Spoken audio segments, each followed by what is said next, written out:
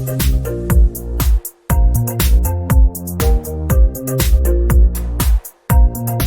and welcome to Lifetime Uncorked, the show where we break down your favorite made-for-TV movies one bottle at a time. I'm your host, Patrick Serrano, and today we're talking about No One Believed Me. No One Would Believe Me stars Meghan Carrasquillo, William McKinney, and Jessica Morris. The movie starts in typical Lifetime movie fashion with a woman running for her life through the woods. The blonde lady runs through the woods like she's auditioning to be the next Carrie Bradshaw and looks a lot like Sarah Jessica Parker. But her name is Amy. Dan and Jane are a married couple whose routine is interrupted by a knock at the door. Amy has just returned from a quote-unquote kidnapping that sounds a lot like she might have made it up. She shows up with police like it's an episode of Law & Order. The police find nothing, and she's back living at home with her sister and husband. Amy jumps online trying to boost her struggling salon's business like it's a TikTok dance challenge. Dan, Jane's ever-logical husband, thinks Amy might be crying wolf to snag a few more customers.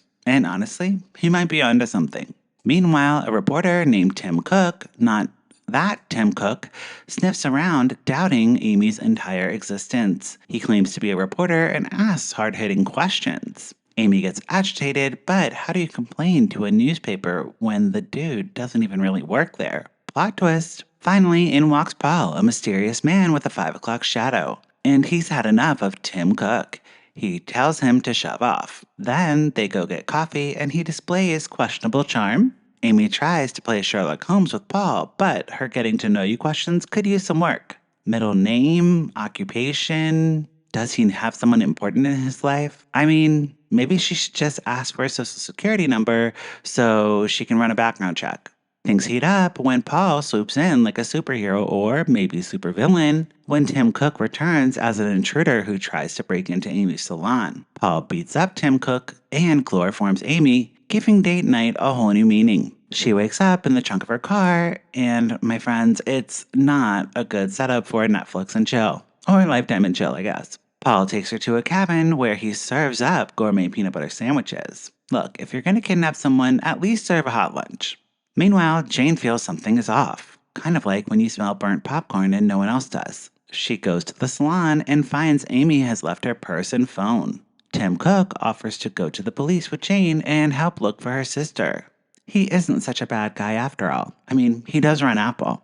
After some serious drama involving a made-up scapegoat named Adam and some seriously convoluted backstory about blackmailing a missing kid, Amy becomes brainwashed and falls in love with her captor. Jane jumps in the back of Paul's truck and finally busts out a big stick and plays hero sister. She knocks Paul out, but Amy doesn't want to leave because Paul promised to give her the world. And he says he loves her. But then Paul falls off a cliff. In the end, Amy's back at her salon, finally pulling in clients and working with a women's shelter. Yay for that. But plot twist again, she wears Paul's rope bracelet he gave her, leaving us to wonder if she's victimized or just really into DIY jewelry. I couldn't help but wonder, can you ever truly leave your kidnapper behind? And that is No One Believed Me. This movie was dealing with some very well-trodden Lifetime tropes, but did Amy fall in love with her captor? I'm not sure. I really don't know. There was like a sex scene in there too, and I was like, is this a dream? Is this happening? I don't know. Jessica Morris had a great year this year, not only being a Lifetime movie, of course, because she's a Lifetime staple, but she was also in The Pit, Emmy-winning show. We're so proud of her for that. You go, Jessica. Tim Cook, who thought up with this name? Like, we didn't say, oh, that rings a bell. It's the CEO of Apple? It was so distracting, but I like that actor. This movie had one kill, and I would put a cork in it. That's it for this week. Let me know what you think about the movie in the comment section below, and follow the show at Lifetime Uncorked. You can also follow me at Patrick Miguel. Lifetime Uncorked is a podcast with hundreds of episodes recapping Lifetime movies. Listen wherever you get your podcasts, and visit lifetimeuncorked.com for full reviews. If you like this episode, please leave me a tip on Ko-fi, buy me a glass of wine, and I will keep watching Lifetime. That's it for this week. We'll talk to you next time. Bye!